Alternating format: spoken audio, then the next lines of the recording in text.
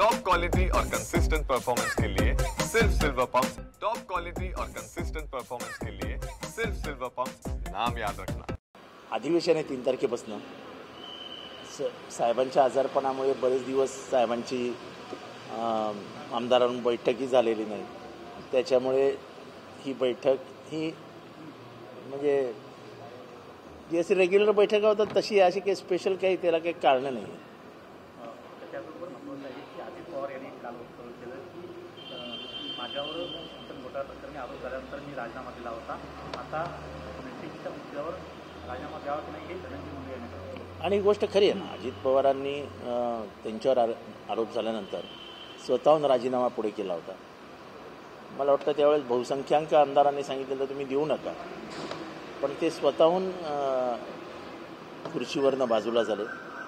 आणि महाराष्ट्राची परंपरा आहे की जेव्हा जेव्हा असे इतके मोठे आरोप होतात आणि त्याच्यात खास करून चौकशी यामुक तमक या फेऱ्यांमध्ये जेव्हा माणूस अडकतो तेव्हा तो साधारण त्या सत्तेच्या वर्तुळातनं बाहेर पडतो. कारण का साधारण मानसिकता असते की सत्तेच्या वर्तुळात राहिलेल्या माणसाला पोलिसांचं अभय मिळतं, चौकशी फार काही गांभीर्याने घेतली जात नाही. आणि त्याच्यामुळे ह्या प्रक्रियेतनं आपण लांब झाला पाहिजे. अजित पवारांनी निर्णय घेतला आणि तो योग्य होता. मात्र हे सगळं स्वतःच्या मनावरती असतं ना. नैतिकता ही कोणी तुम्हाला शिकवावी लागत नाही. नैतिकता ही काय पुस्तकातनं वाचून येत नाही. नैतिकता ही तुमच्या इनबिल्ट प्रोसेसमध्ये आहे. किंवा अजित पवार बरोबर बोलले, त्यांनी एक इशारा दिला किंवा मी दिला होता नैतिकतेच्या आधारावर. समोरच्यांनी इशारा आपला जेव्हा पक्षप्रमुख बनतोय की मी दिला होता, याचा अर्थ काय तर तू दे. आता डायरेक्टली सांगितलं नाही, इनडायरेक्टली सांगितलं, अजून काय करणार अजितदादा? ह्याच्यात तर खरी घुसमट अजितदादांचीच झाली आहे. म्हणजे सांगताही येत नाही आणि सहनही होत नाही, अशी प्रकार झाले त्यांच्याबरोबर. पण जर असं असेल तर अजित पवारांनी आपल्या पक्षाच्या कोर टीममध्ये धनंजय मुंडे यांना स्थान दिलेलं आहे. असं की त्याला काय करायचं. दुसरीकडे धनंजय मुंडे आणि सुरेश धस यांची भेट झाल्यानंतर देवेंद्र फडणवीस यांचं वक्तव्य आलं की या भेटीमागे भेट होण्यामागे वेगळं काय आहे? भेट होण्यामागे वेगळं काहीच नाही आहे. पण आरोपाच्या फैरी झाडत असताना एखादा माणूस एखाद्या माणसाबरोबर 4.5 तास बसतो, हे थोडंसं खटकणार आहे. कोणी कोणाला भेटावं त्याच्यात काय. उद्या मला जरी धनंजय मुंडे रस्त्यावर भेटले तर मी त्यांच्याशी हात मिळवीन, एखादी मिठी मारेन, हाताला हात मारू, तिथपर्यंत सगळं चालतच राहील.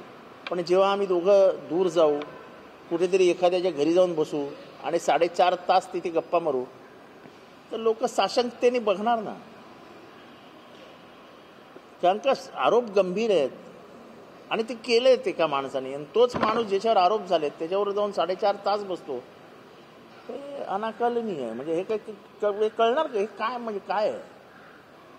त्यांचं असं म्हणणं की बातमी फोडणारा सुद्धा बीडमधलाच आमदार आहे. देवेंद्र फडणवीसांना सुरेश भेटेल. आणि असं आहे की कोणी फोडली, काय फोडली, बातमी फोडली, तुम्ही भेटलात की नाही हे महत्वाचं आहे. हो, तुम्ही भेटला नसता तर बातमीच फुटली नसती. बातमी फोडायला बातमीच नव्हती. आता तुम्ही भेटलात, अरे भेटला, बातमी फुटली is not important. Important is की तुम्ही भेटलात. तुम्हाला दुःख काय आहे की आमची गुप्त बातमी बैठक होती, ती फुटली कशी? मध्ये फुटली ती यांनी सांगितलं बावनकुळेंनी फोडली. मग बावनकुळेंचं नाव घ्या ना. बावनकुळेंनी पत्रकारांना सांगितलं की 4.5 तास भेटले आणि व्हॅलेंटाईन डेच्या आधी 4 दिवस भेटले, म्हणजे रोज डेच्या दिवशी भेटले. आणि त्याच्यानंतर दोघांनी व्हॅलेंटाईन डे बावनकुळेंनी यांचा व्हॅलेंटाईन डे करून टाकला. त्याला काय करणार आता? त्याच्यात दोष कोणाचा नाही आहे. आता सेटलमेंट झाली. असं आहे, 4.5 तास जेव्हा तुम्ही रूममध्ये बसता तेव्हा तुम्ही काय बीडच्या वातावरणावर चर्चा करता? काय थंडी वाढली आहे, पश्चिम भागात गरमी आहे, उत्तरेत थंडी आहे, अशी काही चर्चा होत नाही ना. चर्चा टू द पॉईंट झाली असेल.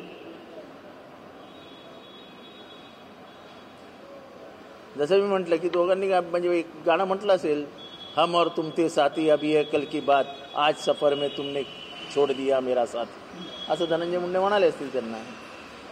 धनंजय देशमुख असं म्हणतात की बावनकुळेंनी मुंडेंना भेटण्याऐवजी आमच्या कुटुंबाला भेटायला हवं होतं, ते भेटायचं विसरले. आता असं आहे की धनंजय देशमुख त्यांच्या मनातली इच्छा बोलून दाखवत आहेत. त्याच्याबद्दल मी काही त्याच्यावरती मत नोंदवणं कुठेही उचित नाही.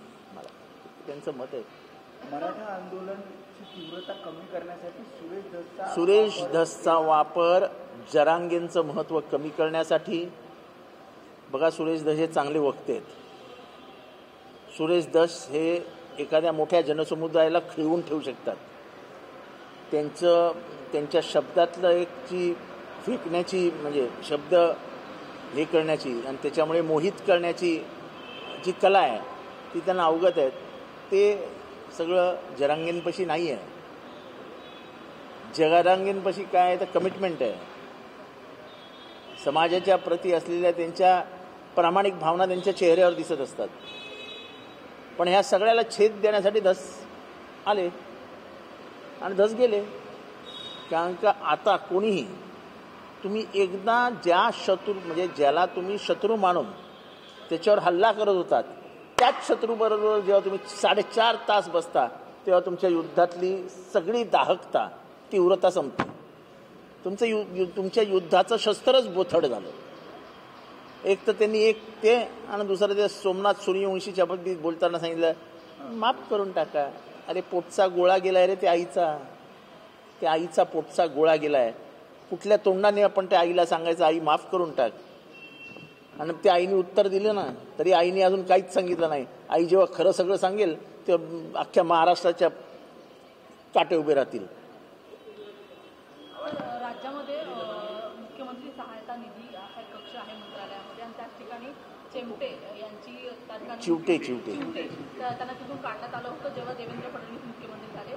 आता नवीन एक GR आलेला आहे. त्या अनुषंगाने मुख्यमंत्र्यांसारखाच उपमुख्यमंत्री यांचा एक वैद्यकीय कक्ष असणार आहे. कसं बघता की दोन एक मुख्यमंत्र्यांच्या नावाने एक उपमुख्यमंत्र्यांचं. त्याला बरं आहे, महाराष्ट्राचं भलं होईल. चांगल्या अजून एक उपमुख्यमंत्र्यांनी मदत कक्ष उभा राहावा जेणेकरून महाराष्ट्राच्या गोरगरीब माणसांना वैद्यकीय मदत व्हायला सोपं जाईल. पैसे आहेत भरपूर सगळ्यांकडेच. त्या सगळ्या पैशाचा वापर करावा त्यांनी महाराष्ट्राच्या भल्यासाठी करावा. मला तर आनंद वाटतोय की अजून 4 मदतीचे कक्ष उभे करावेत. पैशाचा पाऊस पाडावा. काय वाईट आहे? नाही, मला त्यांच्याबद्दल काय माहिती.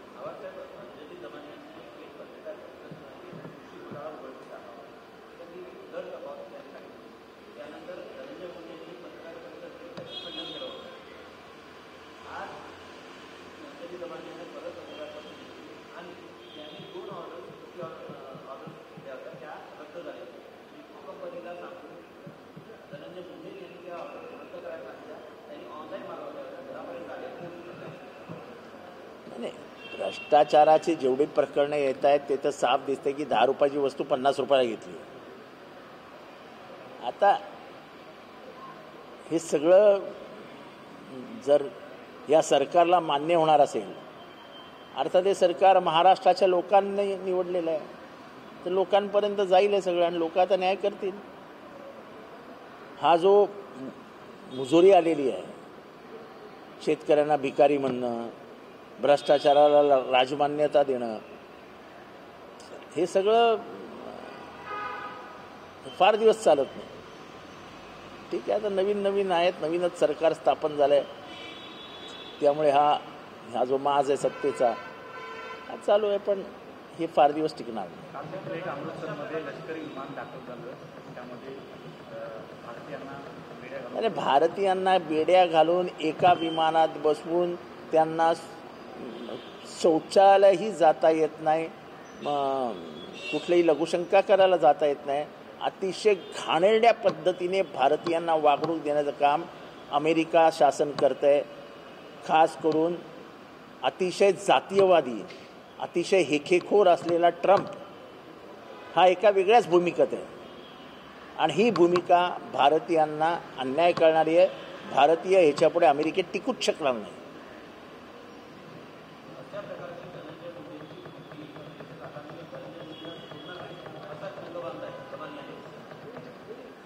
सोडणार नाही वगैरे मला माहीत नाही त्या काय बोलल्या आहेत.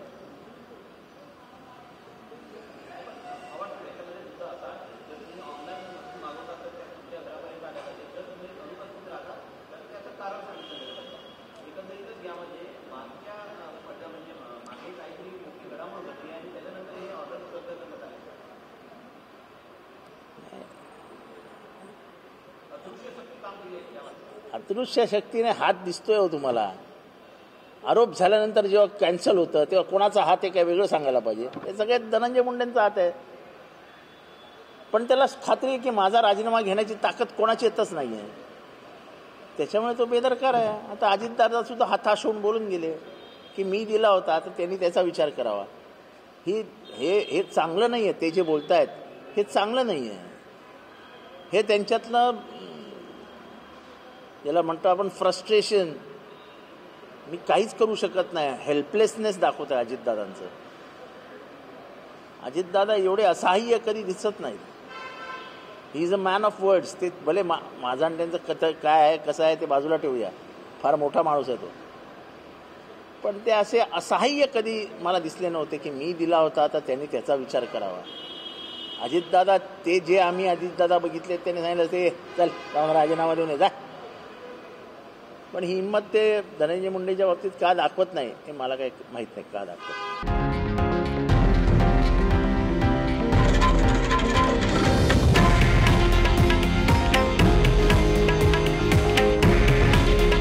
हे आहे देशातील नंबर 1 न्यूज नेटवर्क आणि आपण पाहत आहात TV9 मराठी. काळजी तुमची, हित महाराष्ट्राचं.